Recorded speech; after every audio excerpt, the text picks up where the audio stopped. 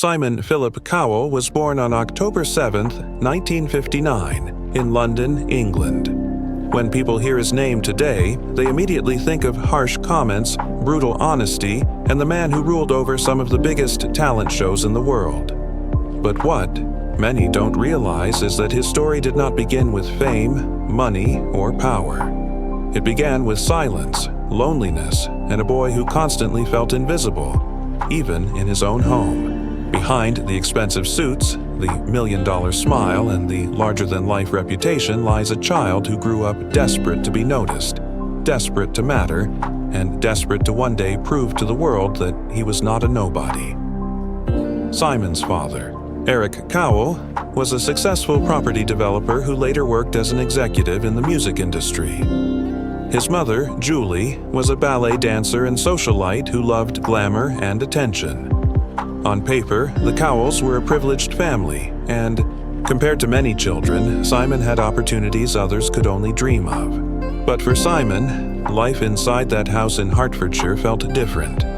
He was one of 6 children, and in the noise of a big family, he slipped into the background. His parents loved him in their own way, but he often felt overlooked, unnoticed, and unimportant. He was the quiet boy in the corner, watching life happen around him but never feeling like the star of his own story. That feeling of invisibility would stay with him for decades. As a young child, Simon struggled in school. Teachers thought he was lazy and unmotivated. They didn't see a boy full of curiosity. They saw a problem student who refused to follow rules. At Radlett Preparatory School and later Dover College, Simon gained a reputation as disruptive, uninterested, and often rebellious. He didn't care about grades, homework, or tests.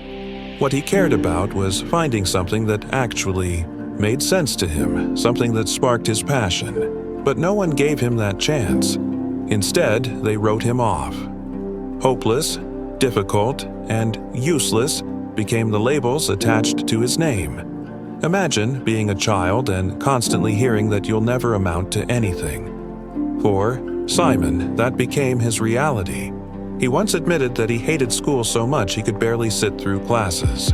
He didn't see the point, and every time a teacher dismissed him, every time a peer outshone him, his deepest fear grew louder. Maybe he really was invisible.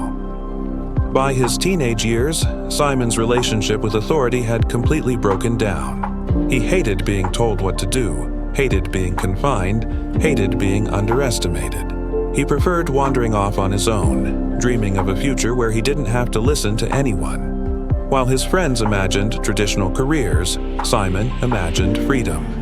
He didn't know how he would achieve it, but he knew one thing for certain: he could not live an ordinary life.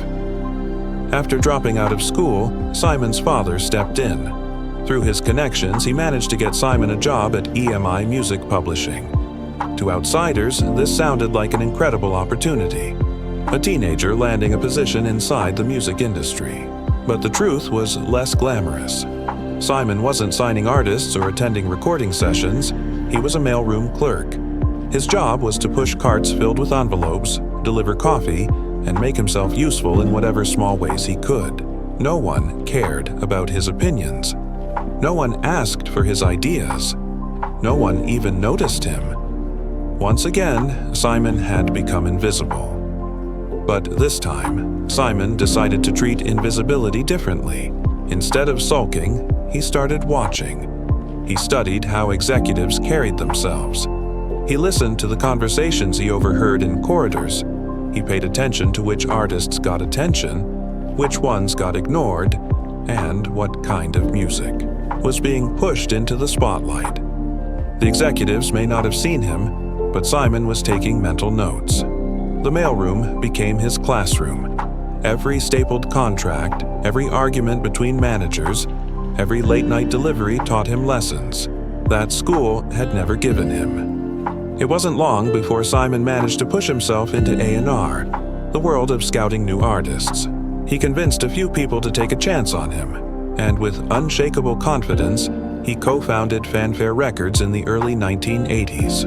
For the first time, Simon tasted real power. He wasn't just delivering coffee anymore, he was making decisions. And then came the moment that changed everything. In 1986, Fanfare released So Macho by Sanita. The song was light, campy, and fun, but to everyone's surprise, it became a massive hit in the UK. Suddenly, Simon Cowell wasn't invisible. He was a young executive with a chart-topping artist. He was finally somebody. For a brief period, Simon lived the life he had always dreamed of. People recognized his name in industry circles. He felt respected, admired, and, most importantly, seen. The boy, who had been overlooked in classrooms and dismissed in the mailroom, had finally made the world notice him. But success in the music industry is fragile, and Fanfare's glory didn't last. After Sanita's success, the label began to struggle. New singles failed to connect with the public, money began to run out, and the hits that once made Simon feel unstoppable suddenly disappeared. By the late 1980s, Fanfare collapsed. Bankruptcy swallowed Simon's dream, and the offices shut down. The young man who had felt on top of the world was thrown right back into the shadows. Once again, he was broke, defeated, and irrelevant. Worst of all, he had to move back into his parents' house. Imagine the humiliation of walking back into the same bedroom you grew up in after believing you had made it. Imagine seeing old childhood posters on the walls. Only now they mocked you as reminders of the boy who was never taken seriously.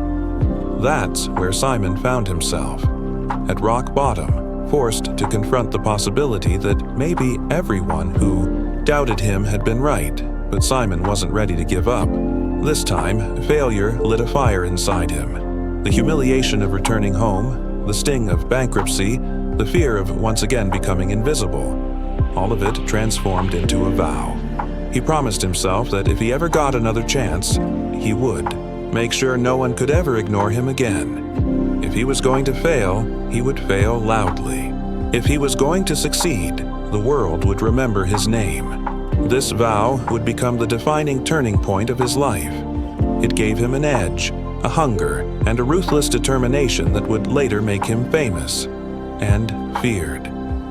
What most people didn't realize was that the Simon Cowell they saw on television, the man who tore contestants apart with his blunt words, was born out of this very moment. The sarcastic smile, the raised eyebrow, the unapologetic cruelty, all of it was armor, forged in the pain of being invisible for so long. At this stage of his life, Simon Cowell was nothing more than a failed record executive, broke and humiliated, in his parents' home. But behind closed doors, he was building a new version of himself, a version that would no longer care about being liked, only about being powerful, a version that would embrace cruelty as a tool for survival. A version that would not just join the music industry again, but dominate it. The boy who was ignored was about to turn himself into a man the world could never look away from. And that transformation would not only change his life, it would change the history of modern television. After the collapse of Fanfare Records, Simon Cowell could have disappeared into obscurity. Many men would have accepted defeat, looked for a safer career, and quietly lived the rest of their lives. But Simon wasn't like most men. The sting of failure had transformed him. Every humiliation, every dismissive look, every whispered, "He's finished," became fuel for his determination. He refused to accept invisibility again. He had tasted recognition once, and he would not let it slip from his grasp forever. The comeback began slowly. In the late 1980s, Simon managed to secure a position at BMG, one of the biggest music companies in the world. He was no longer running his own label. Instead, he was back to working within a corporation, a reminder that he was starting over from the bottom. But Simon saw this as an opportunity. If he couldn't control the entire game yet, he could learn it better than anyone else. At BMG, Simon proved himself as someone who understood what ordinary people wanted to buy. He wasn't chasing credibility, he was chasing sales. While other executives dismissed novelty records or pop acts aimed at teenagers, Simon leaned into them. He didn't care if critics mocked him. He signed artists who sold records. From novelty hits to TV tie-ins, Simon became known as the man who could turn almost anything into a profit. He discovered that his real gift wasn't just spotting talent, but spotting trends. He had an instinct for what people would pay to hear, even if they didn't admit it publicly. Throughout the 1990s, Simon sharpened this skill. He signed acts like Robson and Jerome, a duo mocked by critics but adored by the British public. Their records sold millions. He worked with the Power Rangers on a theme song that flew off the shelves. Each deal made Simon richer, more confident, and more feared inside the industry. People laughed at him for pushing cheesy acts, but Simon had the last laugh when the sales reports arrived. He was proving his vow true. He would not be ignored. But Simon wasn't satisfied with being a successful record executive. He wanted something bigger. He wanted a stage where the entire world could watch him, where he could shape not just artists but the very culture of entertainment. That opportunity arrived in 2001, when the UK launched a new show called Pop Idol. Pop Idol was a singing competition that gave ordinary people a chance to become stars. The concept was simple, but what made it electric was Simon Cowell sitting on the judging panel. In a world where most talent shows filled the screen with fake encouragement and polite words, Simon was brutally honest. If someone sang badly, he said it. If they were delusional, he told them straight to their face. He rolled his eyes, he smirked. He cut people down with one-liners that were as funny as they were cruel. Audiences were shocked at first. They weren't used to a judge who seemed to enjoy humiliating contestants. But then something fascinating happened. People couldn't stop watching. Simon's cruelty became addictive television. Viewers tuned in not just to hear singers, but to see what Simon would say next. The boy, who had once been invisible, had turned himself into the villain the whole world wanted to see. The success of Pop Idol caught the attention of American producers. By 2002, Simon Cowell was flown across the Atlantic to help launch American Idol. The gamble was risky. No one knew if Americans would accept such a brutally honest British judge. But within weeks of its debut, the show became a cultural phenomenon. Simon Cowell was now a household name in the United States. Week after week, his sharp tongue, iconic white t-shirts, and raised eyebrows made him the most talked-about man on television. Contestants like Kelly Clarkson and Carrie Underwood became stars, but it was Simon's insults that dominated water cooler conversations. Headlines called him the man you love to hate. Parents who scolded their children for rudeness secretly laughed at Simon's put-downs. His words were harsh, but they were honest, and that honesty made him unforgettable. By the mid-2000s, American Idol was the #1 show in America, drawing tens of millions of viewers every week. Simon Cowell was no longer just a music executive, he was an empire builder. He earned millions from the show, signed its winners to record deals, and shaped the music charts through sheer influence. For the first time, the entire world saw him not just as a judge, but as the most powerful gatekeeper in pop culture. But Simon wasn't done. While American Idol made him a global star, he wanted ownership.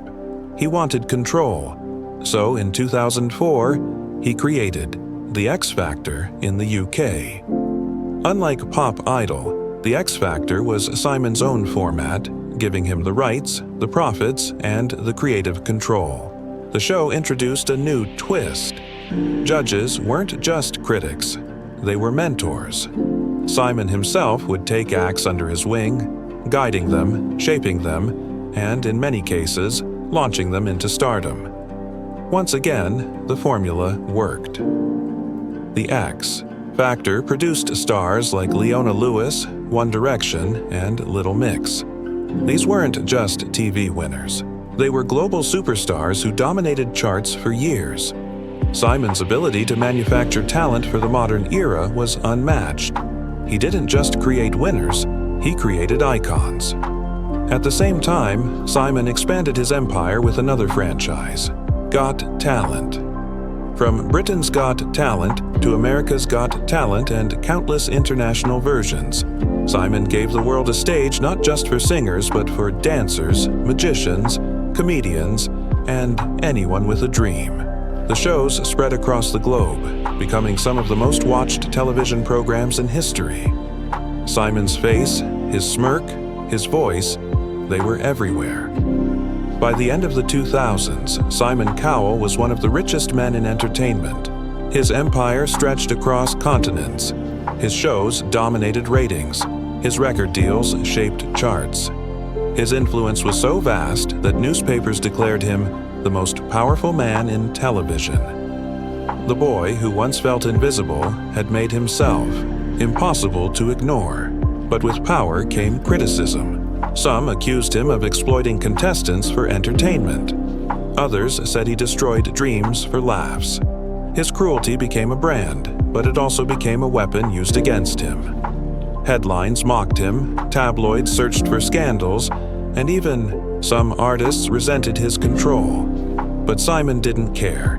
He believed he was telling the truth, and in an industry full of lies, that made him stand out. Through the 2000s, Simon basked in his peak. He lived in luxury, drove expensive cars, and surrounded himself with celebrities. He had turned his vow into reality. He wasn't just seen, he was everywhere. The once invisible boy had become the center of attention for millions around the world. But beneath the glamour, cracks were beginning to form. Fame came with its own scars, and Simon was about to discover that being powerful and being happy were not the same thing.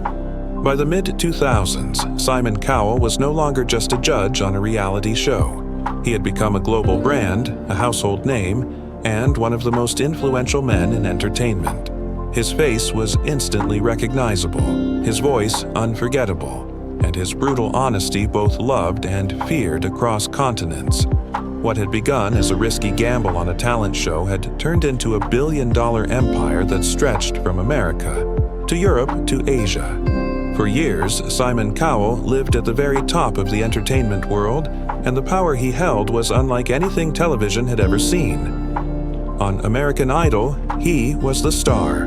Contestants might have sung the songs, but it was Simon's reactions that people waited for. When he leaned back in his chair, rolled his eyes, or raised an eyebrow, millions of viewers leaned forward at home. His comments could crush a dream or create a headline overnight. If Simon said you were terrible, it stuck. If Simon said you had potential, it could change your life. Even the winners of the show admitted later that it was Simon's approval they valued most. He didn't just judge, he defined careers. The numbers told the story of his dominance. American Idol became the most watched show in America, drawing audiences in the tens of millions every week.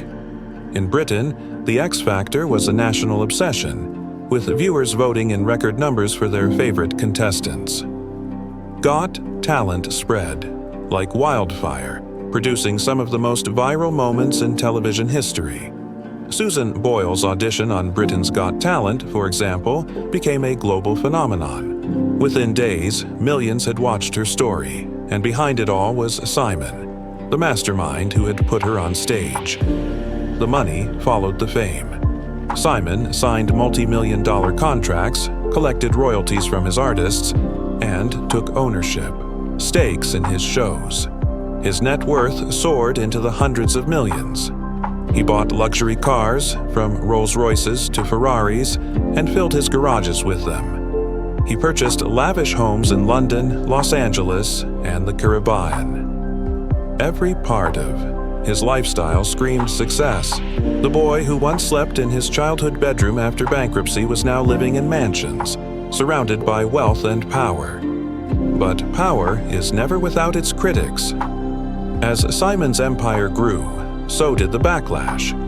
Many accused him of being heartless, exploiting contestants for entertainment, and humiliating people who were only chasing their dreams. His cruel one-liners became memes, his smirk became a symbol of arrogance, and newspapers dubbed him TV's Mr. Nasty. Yet ironically, the criticism only made him more famous. People tuned in precisely to see his cruelty. contestants cried. On stage, audiences gasped, and Simon sat there with a grin, knowing he had once again captured the world's attention. Despite the image of ruthless villainy, Simon was not unaware of what he was doing. He admitted in interviews that his bluntness was deliberate. He believed in honesty, but he also knew it made good television. In his mind, false encouragement was worse than brutal truth. If someone had no chance of becoming a singer, Simon believed they should hear it, even if it hurt. To him, it was a service, not an insult. But to millions of viewers, it was both shocking and entertaining. That mix made him irresistible. His personal life, however, began to attract as much attention as his shows. Simon had always been a private man, but tabloids chased every detail of his relationships. He was linked to numerous women, from models to singers to television personalities. The press painted him as a playboy, a man who loved dating beautiful women but had no interest in marriage or settling down. Photos of him vacationing on yachts, surrounded by glamorous company, fed the public's fascination with his lifestyle. For years, Simon seemed to embrace the image. He wore it like armor, another part of the persona he had built. But controversies were never far behind. Some of his remarks on television were accused of crossing lines, being insensitive or cruel. In a world where sensitivity was growing, Simon's harshness became a double-edged sword. On one hand, it made him iconic. On the other, it made him a target. Petition campaigns were launched against him. Commentators debated whether his style was toxic. And yet, every controversy only made his shows more popular. Audiences might have criticized him, but they kept watching. By the late 2000s, Simon Cowell was at his absolute peak. He was producing multiple hit shows across the globe. His artists were topping charts. His name carried weight in every corner of the industry. If Simon approved, you had a chance. If Simon dismissed you, doors closed. Very few people in the entertainment world have ever held that kind of power. He could make stars and he could end careers, and everyone knew it. Yet the higher he climbed, the more the pressure grew. Fame came with its own price. Everywhere Simon went, he was recognized. Every word he said was reported. Every decision was analyzed. He had gone from being invisible to being seen by everyone, and at times that spotlight felt blinding. He admitted privately that the pressure never stopped, that people expected him to be the villain all the time, even when the cameras weren't rolling. The persona he had created was no longer just for television. It had become his real life identity, whether he wanted it or not. Behind the scenes, Simon was working harder than ever. He was involved in production meetings, contracts, auditions, and every detail of his shows. He thrived on control. Nothing happened without his approval. This obsession with control kept him at the top, but also drained him. Friends described him as a workaholic who rarely switched off. Even on vacation, his phone was glued to his hand. Calls and emails never stopped. Success had given him everything he wanted, but it also chained him to a life that left little room for peace. The image of Simon as a ruthless king of television reached its peak with The X Factor UK in the late 2000s and early 2010s. Acts like Leona Lewis and One Direction weren't just winners, they became global superstars. Simon had taken a group of teenagers and turned them into one of the most successful boy bands of all time. The level of influence he held was extraordinary. He wasn't just running shows anymore, he was shaping the future of pop music. But, as always, success came with shadows. The tabloids began digging deeper into his private life. Stories about affairs, betrayals, and betrayals filled headlines. Paparazzi followed him everywhere. Critics accused his shows of manipulating contestants for ratings, exploiting their stories, and playing with emotions for entertainment. The empire that had made him untouchable was now being questioned. Was Simon Cowell a genius who revolutionized television, or a ruthless exploiter who built his fortune on the pain of others? Simon himself rarely answered. He preferred silence over defense. he believed the numbers spoke for themselves. Millions were still watching. Millions were still buying records. Millions were still voting.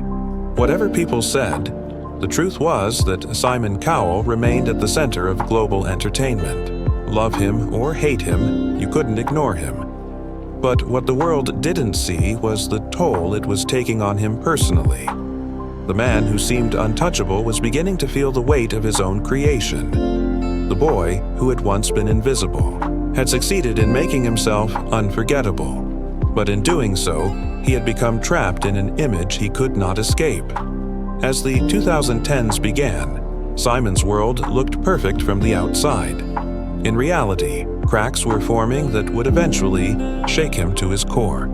At the height of his fame, Simon Cowell looked untouchable. He was wealthy beyond imagination, his shows dominated prime time across multiple countries, and his artists filled the charts with hits. On screen, he wore the same confident smirk, the same sharp tongue, the same image of a man in control of everything around him. But behind the scenes, the cracks that had quietly been forming in his life began to open wider. The empire was still shining, but the man at the center of it all was about to face some of the darkest and most painful years of his life. One of the first blows came in 2015, when Simon's mother, Julie, passed away at the age of 89. Julie had always been one of Simon's biggest supporters. Though his relationship with his parents had been complicated, Julie's encouragement meant more to him than most people realized. When she died, it was like the foundation of his world cracked. At the same time, memories of his father, Eric, who had passed away years earlier in 1999, weighed heavily on him. The boy who had once felt invisible had always longed for his parents' approval. Now, both of them were gone, and Simon carried the grief quietly but deeply. For a man who seemed cold and ruthless on television, the loss of his parents revealed the softest, most vulnerable part of his heart. Friends said he was devastated, that he struggled to process the idea of achieving everything he had ever wanted, but not being able to share it with the people who mattered most. While grief was pulling him down emotionally, Simon's personal life was about to be thrown into chaos by scandal. In 2013, news broke that Simon was expecting a child with Lauren Silverman, the wife of his close friend Andrew Silverman. The story exploded across headlines worldwide. Overnight, Simon wasn't just the judge known for crushing contestants, he was the subject of a tabloid frenzy that painted him as a betrayer, a homewrecker, and a man caught in a scandalous affair. For someone who had built an empire on controlling narratives, suddenly Simon's own narrative was out of his hands. The backlash was fierce. Paparazzi chased him relentlessly. Commentators questioned his morality. Fans were divided. For the first time, Simon's reputation was under real attack. But then something happened that no one expected. The birth of his son, Eric, in February 2014. Named after Simon's late father, the child completely transformed him. For years, Simon had insisted that he never wanted children, that he was married to his work, that fatherhood wasn't for him. Yet the moment he held Eric in his arms, something inside him shifted. He described it as the most life-changing experience he had ever had. Suddenly, the ruthless judge was also a doting father. The scandal that had once threatened to destroy him became the doorway to a new chapter. But fame is rarely forgiving, and as Simon adjusted to fatherhood, his battles with image and health began to intensify. Always conscious of how he looked on camera, Simon turned to cosmetic procedures in an attempt to maintain his youthful appearance. Botox, fillers, facelifts. The tabloids speculated endlessly about what he had done. As the years went by, his changing face became a target for criticism and mockery. Viewers commented on how unnatural he looked, how the once sharp and rugged features had become strangely frozen. Simon himself eventually admitted that he had gone too far, calling some of the procedures horrific. It was a rare moment of vulnerability, an acknowledgement that even a man who built an empire on control could lose control when it came to his own reflection. Then came the accident that almost ended his life. In August 2020, Simon was testing a new electric bike at his home in Malibu when disaster struck. The bike flipped, and Simon crashed hard, breaking his back in multiple places. In an instant, the powerful figure who had dominated global television was lying helpless on the ground, unable to move, within minutes of death. He underwent a 6-hour surgery, doctors inserting a metal rod into his spine. For months, he was unable to walk. For a man who had always projected strength and control, the reality of being bedridden, dependent, and vulnerable was almost unbearable. During recovery, Simon spoke openly about how close he had come to losing everything. He admitted that the accident forced him to reflect on his life in ways he never had before. It wasn't just about television anymore, or fame, or power. It was about survival, family, and the fragility of life itself. For someone who had always seemed larger than life, the accident was a brutal reminder that even Simon Cowell was human. But fate wasn't done testing him. Just 2 years later, in early 2022, Simon suffered another serious accident while riding an e-bike in London. Once again, he was thrown off, injured, and forced into recovery. Reports described him as shaken, admitting publicly that he had been within a minute of not making it. The man who had built an empire on toughness and fearlessness had now survived 2 near-death experiences in just a short span of time. Each crash left scars, both physical and emotional, and raised new questions about how long he could continue living the high-speed, high-pressure life he had built for himself. By this point, Simon's image had changed. The cruel judge persona still existed on television, but audiences began to see another side of him. They saw the grieving son, the vulnerable patient, the man who admitted to mistakes with surgery and fame, the father who adored his young boy. For the first time in decades, Simon Cowell looked more human than villain, and that shift, though born out of pain, would become the key to his late career transformation. The years of scandal, grief, obsession, and near death had taken their toll. The invincible armor Simon had worn for so long was cracking. But beneath the cracks was not weakness, it was honesty. The very thing he had always demanded from others was finally showing in himself. He was no longer just the boy who felt invisible or the judge who made others cry. He was a man who had faced loss, scandal, ridicule, and death, and somehow kept going. For Simon, the question was no longer whether the world could see him. The question was how he wanted to be remembered now that the world already did. The accidents had changed everything. For decades, Simon Cowell had lived as if nothing could touch him, as if he was destined to rule television forever without consequence. But when you break your back, when you wake up with metal rods holding you together, when you stare at your own mortality, life begins to look very different. For Simon, it was the first time he truly slowed down and asked himself what it was all for. The empire, the money, the fame, it had given him power, but had it given him peace? Fatherhood gave him the clearest answer. His son, Eric, had been born out of scandal, but he had become the center of Simon's universe. Friends and colleagues said they had never seen Simon so gentle, so vulnerable, so openly affectionate as he was with his little boy. He had once told interviewers that he never wanted children, but now he admitted that becoming a father was the best thing that had ever happened to him. Eric softened him. He forced Simon to laugh, to play, to step away from the constant grind of auditions and contracts. For the first time in his adult life, Simon had a reason to put someone else first. It wasn't just fatherhood that changed him. The near-death accidents forced him to reevaluate his relationship with work. The man who once lived for control began to give some of it away.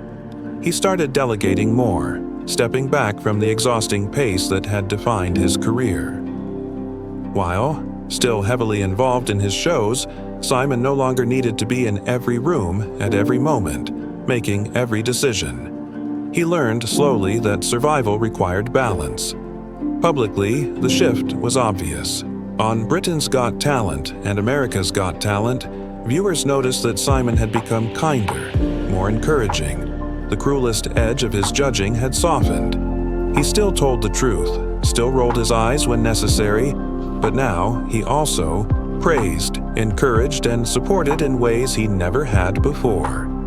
Audiences saw not just the ruthless judge, but the father, the survivor, the man who had been broken and rebuilt. His transformation became part of his appeal. At the same time, Simon began using his influence for more than just entertainment. Over the years, he had quietly supported numerous charities, but in his later career, philanthropy became more visible. He donated millions to children's hospitals, animal welfare organizations, and disaster relief efforts. He championed causes close to his heart, often writing large checks without fanfare. The man, once accused of exploiting others for profit, now showed a side that was willing to give back. It wasn't for publicity. It was for redemption, for purpose, for meaning beyond the ratings. Legacy became the word that haunted him most. What would the world remember when they heard the name Simon Cowell? Would they think of the insults, the smirk, the man who mocked singers on stage? Or would they think of the empire he built, the stars he discovered, the shows that gave ordinary people the chance to dream? Simon knew he couldn't control every headline, but he also knew his impact was undeniable. He had changed the face of television. He had created franchises that spread to every continent. He had given birth to careers that filled stadiums and sold millions of albums. Love him or hate him, you could not tell the story of 21st century entertainment without him. As the years passed, Simon embraced that truth. He no longer needed to be feared. He wanted to be respected. He no longer chased every dollar. He wanted to leave something lasting behind. He often spoke about how proud he was of the artists he helped discover, from Kelly Clarkson to One Direction, from Leona Lewis to Susan Boyle. They were his legacy, his proof that the boy who was once invisible had given the world voices that would be remembered forever. Yet, even in reflection, Simon never fully lost his edge. He continued to appear on television, continued to deliver blunt truths, continued to carry the aura of a man who had lived through storms and refused to bend. But now, his bluntness came with perspective. When he told a young contestant they weren't ready, it sounded less cruel and more like guidance. When he praised someone's performance, it carried the weight of experience, of a man who had seen it all and still believed in magic when it appeared. In interviews, Simon often looked back on his journey with a mixture of pride and disbelief. He remembered the boy in school who was called useless. He remembered the humiliation of bankruptcy, the shame of moving back into his parents' home, the laughter of those who said he would never succeed.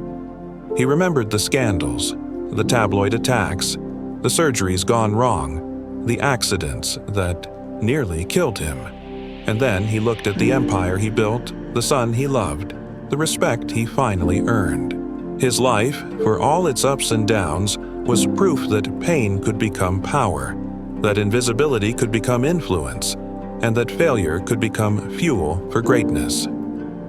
For Simon Cowell, the haunting truth was never about the cruelty of his words or the controversies of his past. The haunting truth was that all of it, the fame, the fortune, the failures, the scars, had come from a single desperate desire to be seen. The little boy who once sat in his childhood bedroom feeling invisible had forced the world to watch him. And they did. For decades, they watched, they listened, they judged, they loved, they hated, but they never ignored him. As he grew older, Simon began to accept that his story was not just about television, not just about music, but about transformation. He had been the invisible child, the arrogant judge, the ruthless king, the scandalized celebrity, the broken survivor, and finally, the reflective father. Each chapter carried its own lessons, its own scars, its own victories. And so, when people, look back on Simon Cowell's life, they will see more than the smirk, more than the insults, more than the millions he made. They will see a man who rose from invisibility to global domination, who turned his wounds into weapons, who faced scandals, tragedies, and near death, and who still stood tall. His legacy will not be one of perfection, but of resilience. Because, in the end, Simon Cowell's story is not just about fame. It is about survival. It is about proving the world wrong. It is about refusing to disappear. And that, more than anything else, is what makes him unforgettable.